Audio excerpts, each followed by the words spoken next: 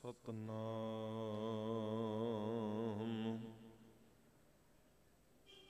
श्री वाहिगुरु साहिब जी। धन वाहिगुरु साहिब जी।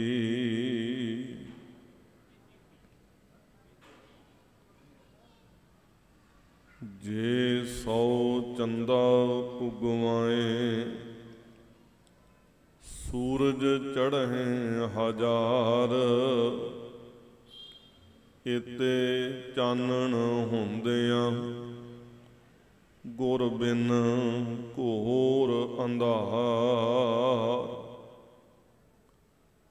गुर बिन घोर अंधार, गुरु बिन समझ ना आवे। गुर बिन सुरत ना सिद्ध, गुरु बिन मुकत ना पावे। बेसुमार अथाह अगणत अतुलै, ज्यों बुलावहो त्यों नानक दास बोलै। परम सन्मानयोग जुगो जुग अटल दसां पातशाहियां दी पावन जोत। धन धन सतगुरु श्री गुरु ग्रंथ साहिब जी महाराज, तिन्हां दी पावन पवित्र हजूरी अंदर गुरुद्वारा रोड़ी साहिब जी विखे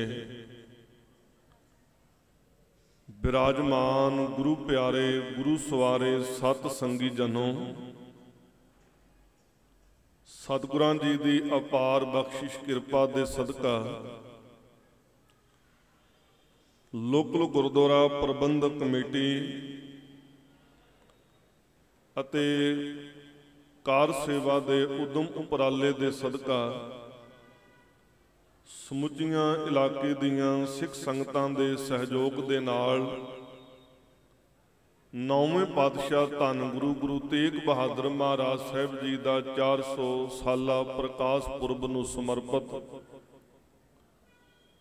अते बाबा विरसा सिंह जी दे जन्म दिहाड़े नूं मुख रखदियां होइयां गुरमुत समागम आयोजित किए जा रहे हैं, जिस अंदर गुरु के सजे हुए दीवानां दे विच इलाही बाणी दे शब्द कीर्तन आप जी गुरु रामदास महाराज साहिब जी दे घर दे हजूरी रागी जी जथे पासों सरवण कर रहे सो। आओ कुछ समा गुरमुत विचारां दे नाल जुड़िए, जीवन दीयां घड़ियां सवासां ते पलां नूं गुरु लेखे लाउण दा यतन करिए। सब तो पहलां समुची सिख संगत नूं गुरु तेग बहादुर महाराज साहिब जी दे 400 साला प्रकाश पुरब दीयां अते बाबा विरसा सिंह जी दे जन्म दिहाड़े दीयां लख लख वधाइयां होण जी। गुरु फतेह दी सांझ करो। वाहिगुरु जी का खालसा वाहिगुरु जी की फतेह। साहिब सतगुरु धन गुरु गुरु तेग बहादुर महाराज साहिब जो छेवें पातशाह मीरी पीरी दे मालक गुरु हरगोबिंद महाराज साहिब जी दे गृह विखे माता नानकी जी की पवित्र कुख तो श्री अमृतसर साहिब की धरती ते जिस अस्थान नूं असीं गुरु के महल आखदे हां, तिस अस्थान ते 1621 ईस्वी दे अंदर गरीब नवाज सतगुरु जी का प्रकाश होया। जदों धन गुरु गुरु हरगोबिंद महाराज साहिब जी नूं गुरु के सिखां ने वधाइयां दित्तियां, गुरु परिवार अंदर सिख संगत अंदर वधाई वजी है।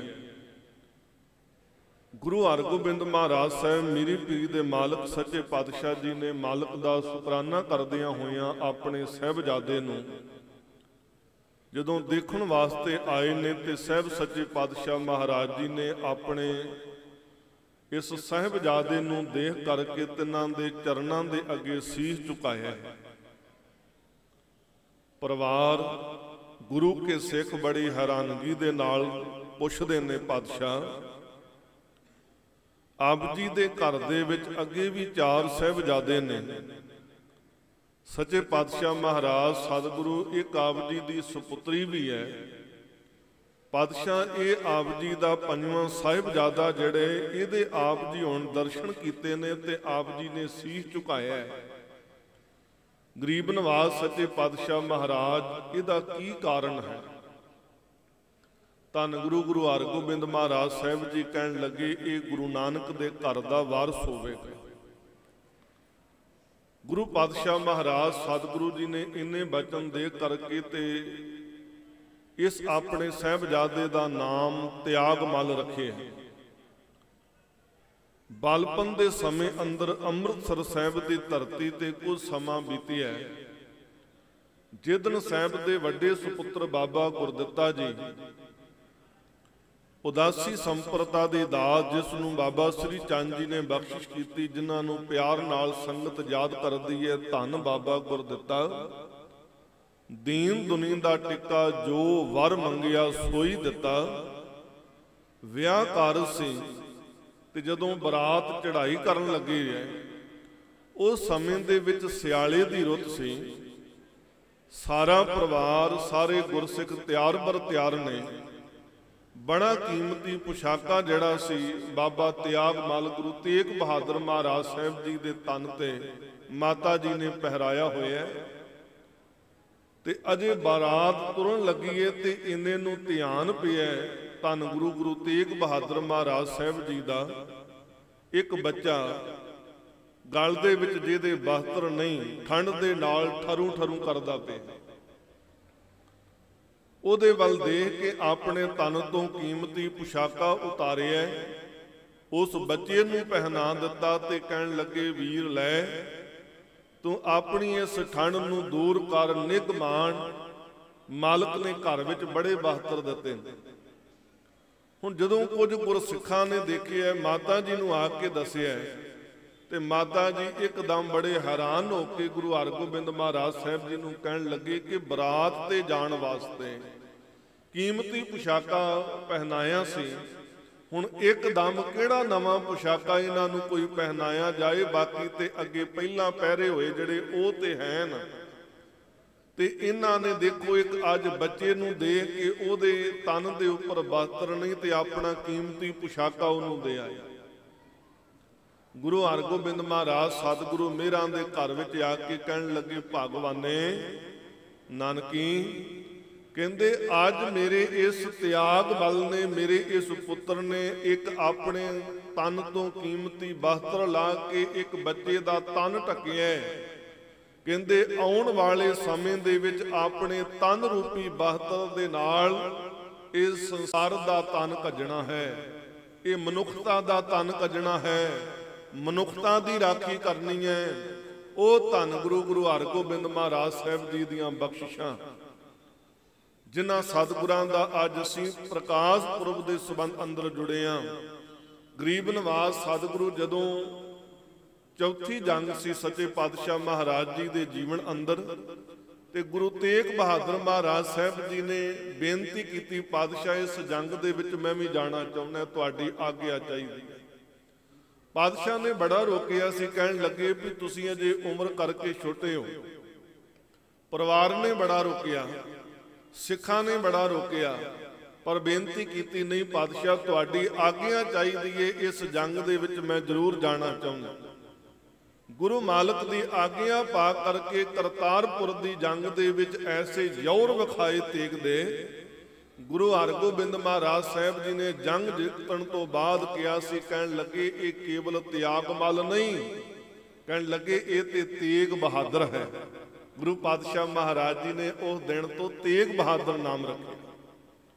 ਜਿਨ੍ਹਾਂ ਸਤਿਗੁਰਾਂ ਨੇ ਆਪਣੇ ਪਿਤਾ ਸਤਿਗੁਰੂ ਦੇ ਕੋਲੋਂ ਗੁਰਿਆਈ ਨਹੀਂ, ਗੁਰੂ ਹਰਗੋਬਿੰਦ ਮਹਾਰਾਜ ਸਾਹਿਬ ਜੀ ਨੇ ਆਪਣੇ ਪੋਤਰੇ ਨੂੰ ਬਾਬਾ ਗੁਰਦਿੱਤਾ ਜੀ ਦੇ ਸੁਪੁੱਤਰ ਗੁਰੂ ਹਰਿ ਸਾਹਿਬ ਮਹਾਰਾਜ ਜੀ ਨੂੰ ਜਦੋਂ ਕੀਰਤਪੁਰ ਸਾਹਿਬ ਦੀ ਧਰਤੀ ਤੇ ਗੁਰਿਆਈ ਦਿੱਤੀ ਨਾ, ਤੇ ਮਾਤਾ ਨਾਨਕੀ ਜੀ ਕਹਿਣ ਲੱਗੇ ਕਿ ਪਾਤਸ਼ਾਹ ਪਤੀ ਦੇਵ ਸਤਿਗੁਰੂ ਤੁਸਾਂ ਕਿਹਾ ਸੀ ਇਹ ਗੁਰੂ ਨਾਨਕ ਦੇ ਘਰ ਦਾ ਵਾਰਸ ਹੋਵੇਗਾ, ਤੇ ਪਾਤਸ਼ਾਹ ਅੱਜ ਤੁਸੀਂ ਗੁਰਿਆਈ ਆਪਣੇ ਪੋਤਰੇ ਨੂੰ ਦੇ ਦਿੱਤੀ ਹੈ, ਮੇਰਾ ਇਹ ਪੁੱਤਰ ਕਦੋਂ ਇਸ ਘਰ ਦਾ ਵਾਰਸ ਹੋਏਗਾ?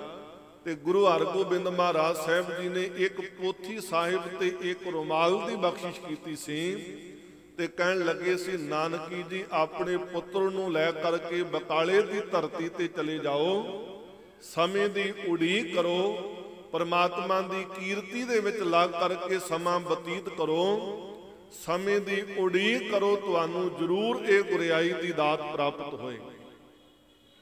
ਉਹ ਸਮਾਂ ਸੱਚੇ ਪਾਤਸ਼ਾਹ ਮਹਾਰਾਜ ਜੀ ਨੇ ਗੁਰੂ ਹਰਕ੍ਰਿਸ਼ਨ ਸਾਹਿਬ ਮਹਾਰਾਜ ਜੀ ਦੇ ਜੋਤੀ ਜੋਤ ਸਮਾਉਣ ਤੋਂ ਬਾਅਦ, ਜਦੋਂ ਸਾਹਿਬਾਂ ਨੇ ਦਿੱਲੀ ਦੀ ਧਰਤੀ ਤੇ ਪੰਜ ਭੂਤਕ ਚੋਲਾ ਤਿਆਗਣ ਤੋਂ ਪਹਿਲਾਂ ਸਿੱਖ ਸੰਗਤਾਂ ਦੀ ਬੇਨਤੀ ਅਨੁਸਾਰ ਕਿਹਾ ਸੀ, ਬਾਬਾ ਬਸਹੇ ਬੀਚ ਬਕਾਲੇ, ਬਾਨ ਗੁਰ ਸੰਗਤ ਆਪ ਸੰਭਾਲੇ, ਗੁਰੂ ਪਾਤਸ਼ਾਹ ਮਹਾਰਾਜ ਜੀ ਨੂੰ ਗੁਰਿਆਈ ਦੀ ਦਾਤ ਮਿਲੀ। ਤੇ ਸਾਹਿਬਾਂ ਨੇ ਇਸ ਦਾਤ ਨੂੰ ਪ੍ਰਾਪਤ ਕਰਕੇ ਗਰੀਬ ਨਵਾਜ਼ ਸੱਚੇ ਪਾਤਸ਼ਾਹ ਜੀ ਨੇ ਸਮੁੱਚੀ ਮਨੁੱਖਤਾ ਦੇ ਭਲੇ ਵਾਸਤੇ ਜਿੱਥੇ ਬਾਣੀ ਦਾ ਪ੍ਰਚਾਰ ਤੇ ਪ੍ਰਸਾਰ ਕੀਤਾ, ਆਪ ਵੈਰਾਗਮਈ ਅੰਮ੍ਰਿਤ ਬਾਣੀ ਦਾ ਉਚਾਰਨ ਕੀਤਾ, ਉੱਥੇ ਗੁਰੂ ਪਾਤਸ਼ਾਹ ਮਹਾਰਾਜ ਸਤਿਗੁਰੂ ਜੀ ਨੇ ਮਾਖੋਵਾਲ ਦੀ ਧਰਤੀ ਖਰੀਦ ਕਰਕੇ ਗੁਰੂ ਪਾਤਸ਼ਾਹ ਮਹਾਰਾਜ ਜੀ ਨੇ ਉੱਥੇ ਮੋੜੀ ਗੱਡੀ ਨਗਰ ਆਬਾਦ ਕੀਤਾ, ਜਿਹਦਾ ਨਾਮ ਰੱਖਿਆ ਸੀ ਆਪਣੇ ਮਾਤਾ ਜੀ ਦੇ ਨਾਂ ਤੇ ਚੱਕ ਮਾਤਾ ਨਾਨਕੀ। ਮਾਖੋਵਾਲ ਦੈਣ ਦੇ ਨਾਂ ਤੇ ਪਹਿਲਾਂ ਇਹ ਜਗ੍ਹਾ ਪ੍ਰਸਿੱਧ ਸੀ। ਗੁਰੂ ਮਾਲਕ ਨੇ ਕਹਿਲੂਰ ਦੀ ਧਰਤੀ ਦੇ ਰਾਜੇ ਕੋਲੋਂ ਇਹ ਧਰਤੀ ਖਰੀਦ ਕਰਕੇ ਇੱਥੇ ਚੱਕ ਮਾਤਾ ਨਾਨਕੀ ਦੀ ਨਗਰ ਵਸਾਇਆ। ਉਹ ਨਗਰ ਸਹਿ ਸਹਿ ਦੇ ਨਾਲ ਬਾਅਦ ਵਿੱਚ ਆਨੰਦਪੁਰ ਸਾਹਿਬ ਦੇ ਨਾਲ ਪ੍ਰਸਿੱਧ ਹੋਇਆ।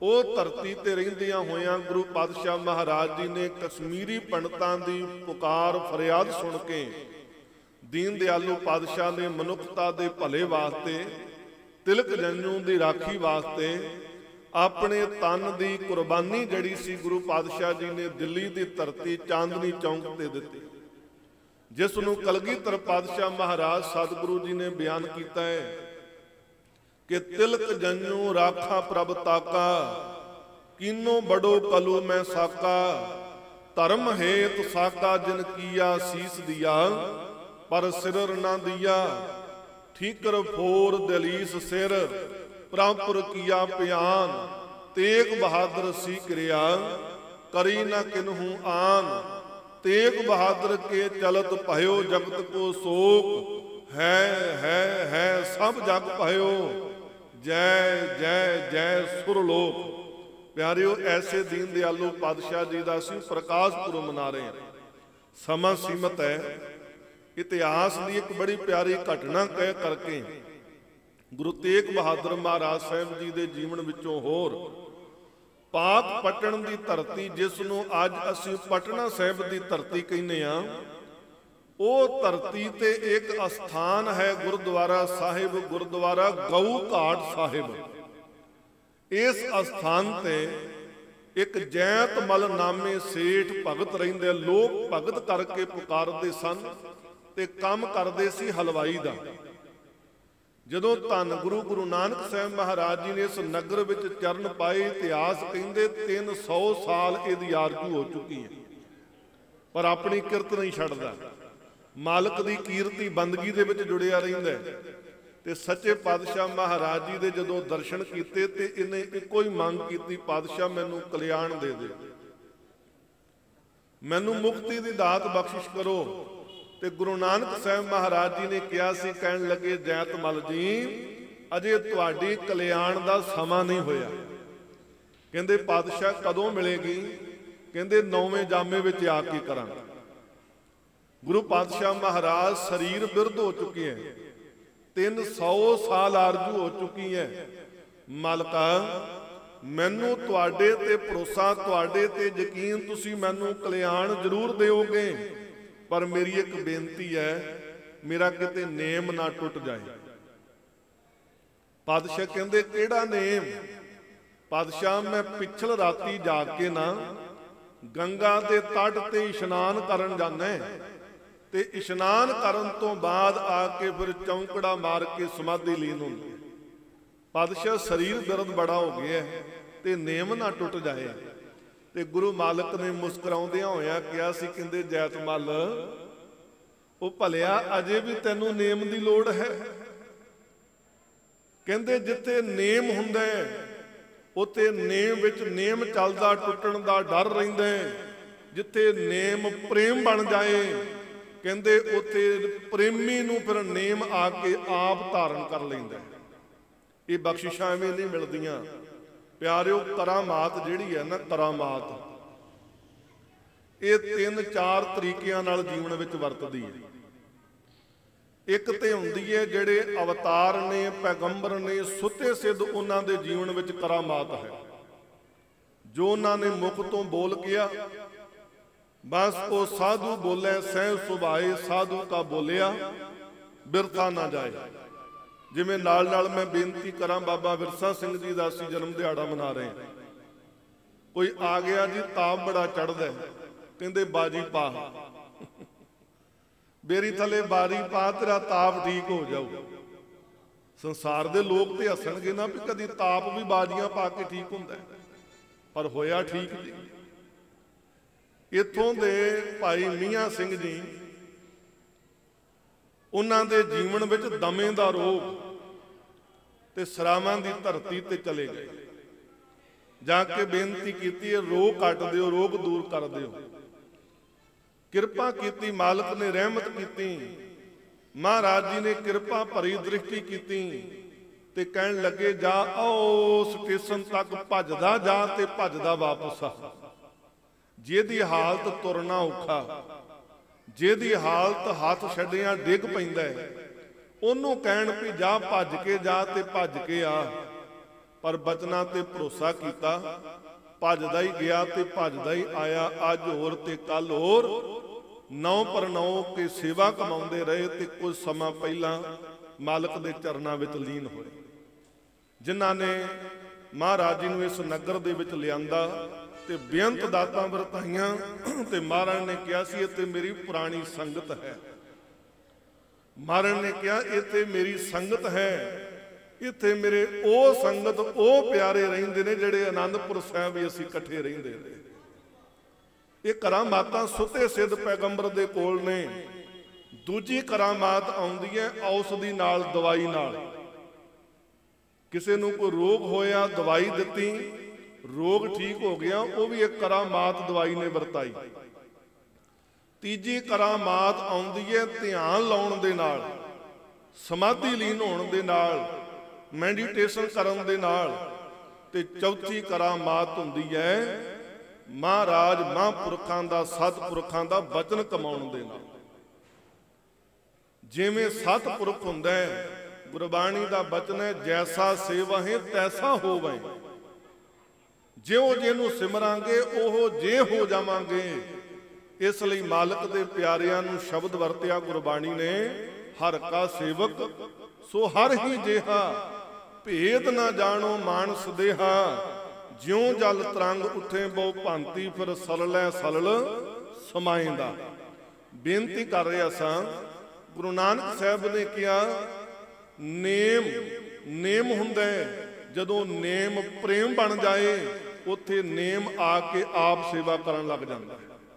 ਪਾਤਸ਼ਾਹ ਮੈਨੂੰ ਕਿਵੇਂ ਯਕੀਨ ਆਵੇ? ਸਾਹਿਬ ਕਹਿੰਦੇ ਅੱਜ ਪਿਛੋਂ ਰਾਤਰੀ ਆਪਣੇ ਸਮੇਂ ਦੇ ਮੁਤਾਬਕ ਉੱਠਣਾ ਜ਼ਰੂਰ, ਪਰ ਕਹਿੰਦੇ ਤੂੰ ਹੁਣ ਤੱਟ ਤੇ ਨਹੀਂ ਜਾਣਾ ਗੰਗਾ ਦੇ, ਤੂੰ ਚੌਂਕੜਾ ਮਾਰ ਕੇ ਰੱਬ ਰੱਬ ਕਰਕੇ ਇੱਥੇ ਬੈਠ, ਆਪ ਮਾਲਕ ਤੇਰੇ ਤੇ ਕਿਰਪਾ ਕਰੇਗਾ। ਪਿਆਰਿਓ, ਪ੍ਰਤੱਖ ਨੂੰ ਪ੍ਰਮਾਣ ਦੀ ਲੋੜ ਨਹੀਂ ਹੁੰਦੀ। ਜਿਨ੍ਹਾਂ ਨੇ ਤੁਸੀਂ ਦਰਸ਼ਨ ਕੀਤੇ ਨੇ ਮੁਬਾਰਕ ਹੈ, ਜਿਨ੍ਹਾਂ ਨੇ ਦਰਸ਼ਨ ਨਹੀਂ ਕੀਤੇ ਸਮਾਂ ਬਣੇ ਪਟਨਾ ਸਾਹਿਬ ਦੀ ਧਰਤੀ ਤੇ ਜਾ ਕੇ ਦਰਸ਼ਨ ਕਰ ਲਿਓ। ਗੁਰੂ ਪਾਤਸ਼ਾਹ ਮਹਾਰਾਜ ਸਤਿਗੁਰੂ ਜੀ ਦੇ ਬਚਨਾਂ ਅਨੁਸਾਰ ਪਿਛੋਂ ਰਾਤੀ ਜਾ ਕੇ ਚੌਂਕੜਾ ਮਾਰ ਕੇ ਬਹਿ ਗਿਆ। ਅੱਜ ਗੰਗਾ ਗਊ ਰੂਪ ਦੇ ਵਿੱਚ ਆ ਕਰਕੇ ਆਪਣੇ ਪਿਆਰੇ ਭਾਈ ਜੈਤ ਮਲ ਜੀ ਦਾ ਇਸ਼ਨਾਨ ਕਰਵਾਇਆ ਗੰਗਾ ਨੇ। ਤੇ ਕੇਵਲ ਪਿਆਰਿਓ ਇਹ ਇਸ਼ਨਾਨ ਕਰਕੇ, ਕੇਵਲ ਕਰਾ ਕਰਕੇ ਚਲੀ ਨਹੀਂ ਗਈ। ਜੋ ਭਾਈ ਜੈਤ ਮਲ ਦੇ ਸਰੀਰ ਦੇ ਨਾਲ ਜਲ ਸਪਰਸ਼ ਕਰਕੇ ਟੋਭੇ ਦੇ ਵਿੱਚ ਪਿਆ, ਉਸ ਟੋਭੇ ਦੇ ਵਿੱਚ ਇਸ਼ਨਾਨ ਕਰਕੇ ਆਪ ਗਈ। ਇਹ ਨੇਮ ਕੇਵਲ 1 ਦਿਨ ਦਾ, 2 ਦਿਨ ਦਾ, 3 ਦਿਨ ਦਾ, 4 ਦਿਨ ਦਾ ਨਹੀਂ। ਗੁਰੂ ਨਾਨਕ ਸਾਹਿਬ ਮਹਾਰਾਜ ਜੀ ਤੋਂ ਲੈ ਕੇ ਗੁਰੂ ਤੇਗ ਬਹਾਦਰ ਮਹਾਰਾਜ ਸਾਹਿਬ ਜੀ ਤੱਕ ਇਹ ਨੇਮ ਭਾਈ ਜੈਤ ਮਲ ਦਾ ਇਸੇ ਤਰ੍ਹਾਂ ਚੱਲਦਾ ਰਿਹਾ। ਤੇ ਸਾਹਿਬਾਂ ਨੂੰ ਉਡੀਕ ਕਰਦਾ ਰਹਿੰਦਾ ਹੁੰਦਾ ਸੀ ਕਿ ਕਦੋਂ 9ਵੇਂ ਜਾਮੇ ਵਿੱਚ 9ਵਾਂ ਨਾਨਕ ਆਏਗਾ ਤੇ ਮੇਰੀ ਆ ਕੇ ਕਲਿਆਣ ਕਰੇਗਾ। ਤੇ ਪਿਆਰਿਓ, ਜਦੋਂ ਸਰੀਰ ਬਹੁਤਾ ਬਿਰਧ ਹੋ ਜਾਏ ਨਾ, ਜੀਵ ਦਾ ਚੱਲਿਆ ਫਿਰਿਆ ਨਾ ਜਾਏ, ਆਪ ਚੰਗੀ ਤਰ੍ਹਾਂ ਕਿਰਤ ਨਾ ਕਾਰ ਨਾ ਕਰ ਸਕੇ, ਉਸ ਸਮੇਂ ਬੱਚੇ ਜਿਹੜੇ ਹੁੰਦੇ ਨੇ ਉਹਨਾਂ ਵਿਚਾਰਿਆਂ ਨੂੰ ਕੀ ਪਤਾ ਹੁੰਦਾ, ਬੱਚੇ ਮਖੌਲ ਕਰਦੇ ਨੇ, ਬੱਚੇ ਛੇੜਦੇ ਵੀ ਨੇ। ਉਸ ਸਮੇਂ ਭਾਈ ਜੈਤ ਮਲ ਨੂੰ ਬੱਚੇ ਤੰਗ ਕਰਦੇ ਹੁੰਦੇ ਸੀ।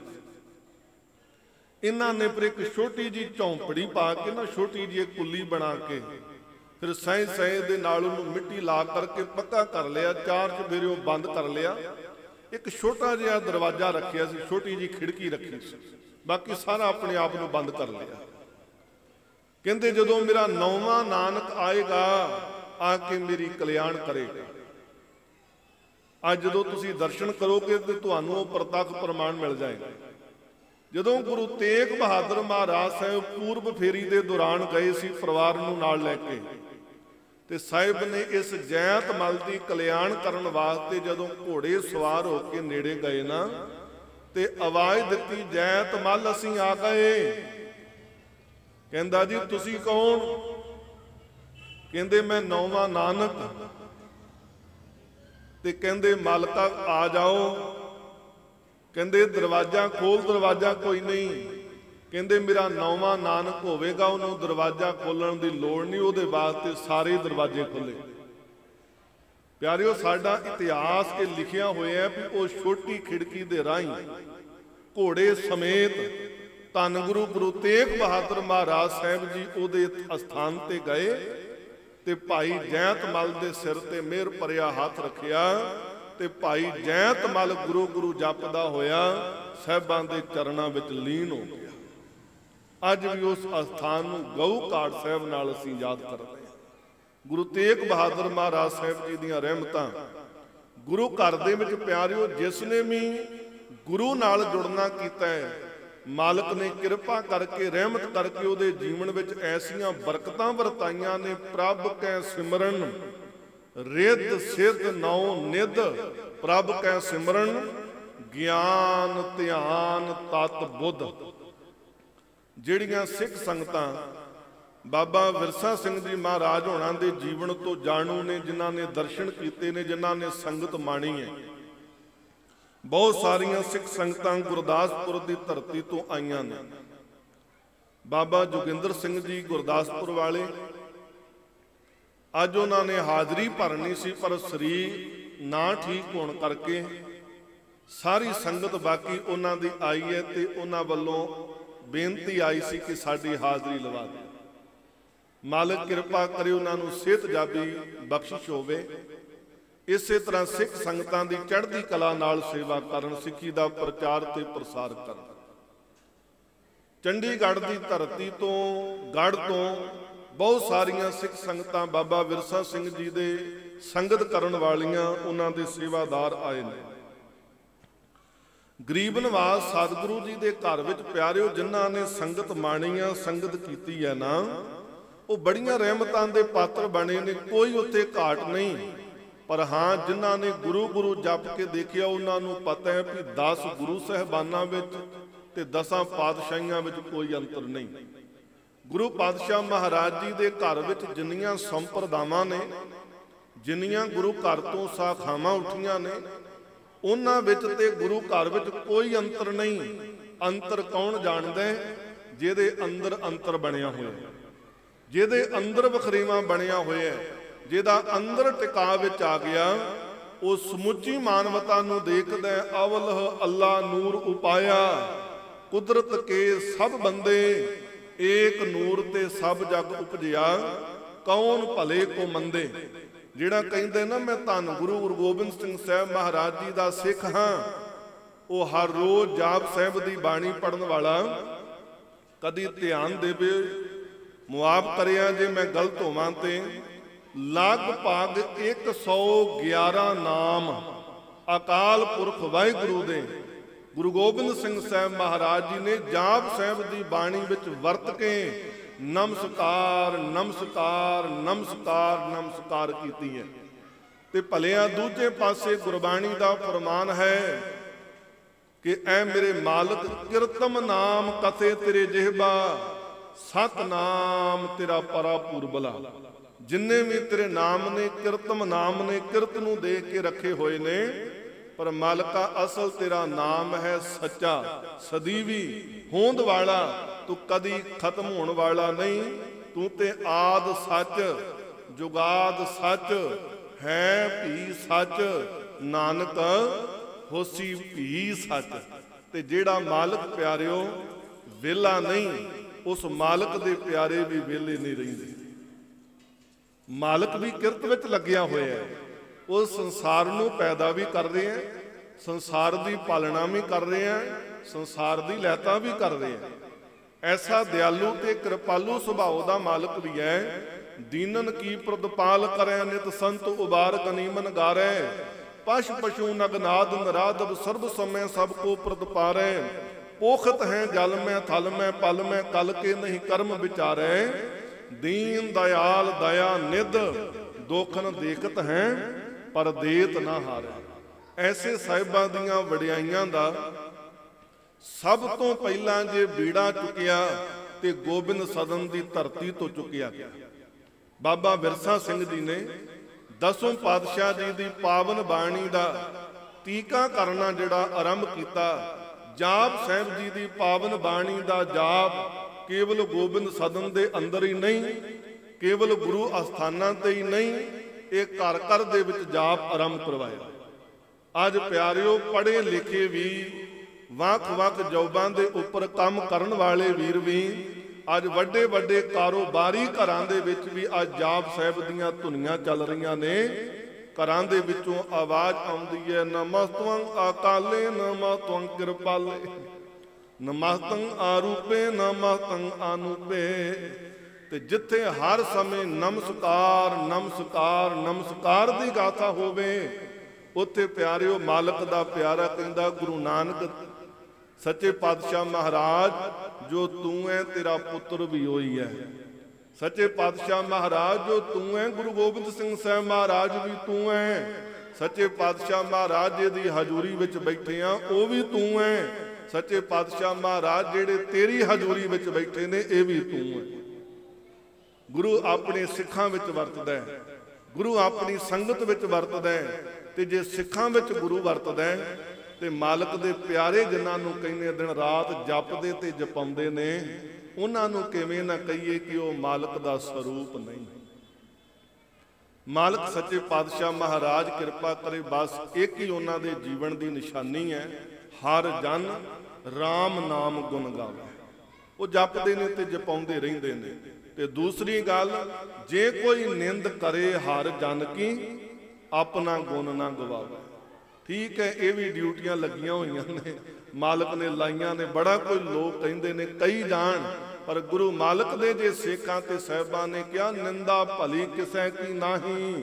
मनमुख मुग्ध करन मुँह काले तिना निंदकां नरके घोर पवन। सच्चे पातशाह महाराज किरपा करन, रहमत करन, बाणी नाल जुड़िए, धन गुरु गुरु ग्रंथ साहिब महाराज जी दे लड़ लगिए, खंडे बाटी दा अमृत छक के गुरु वाले बणीए, गुरु गुरु जपीए। समੁੱਚੀਆਂ संगतां दा तह दिलों धन्नवाद है। सत्कारयोग प्रबंधक कमेटी के प्रधान साहिबान भाई साहब भाई सुखवंत सिंह जी, समੁੱਚੀ मैनेजमेंट कमेटी का तह दिल तो धन्नवादी हाँ। समੁੱਚੀਆਂ गोबिंद सदन दीयां सिख संगतां तिन्हां दा बहुत बहुत धन्नवाद है। प्रबंधक कमेटी का धन्नवाद, सत्कारयोग सकत्तर साहब जी का धन्नवाद, जथेदार बाबा गुरमीत सिंह जी कार सेवा वाले, उन्हां दा बहुत बहुत धन्नवाद है। कोटान कोट धन्नवाद गुरु ग्रंथ साहिब महाराज सतगुरु जी का। होइयां भुलां चुकां दी खिमा। ये लोक सुखीए परलोक सुहेले, नानक हर प्रभ आपे मेले सतगुरु जी के प्रकाश पुरबां दियां, बाबा विरसा सिंह जी के जन्म दिहाड़े दियां लख लख लख लख बधाइयां जी। वाहिगुरु जी का खालसा, वाहिगुरु जी की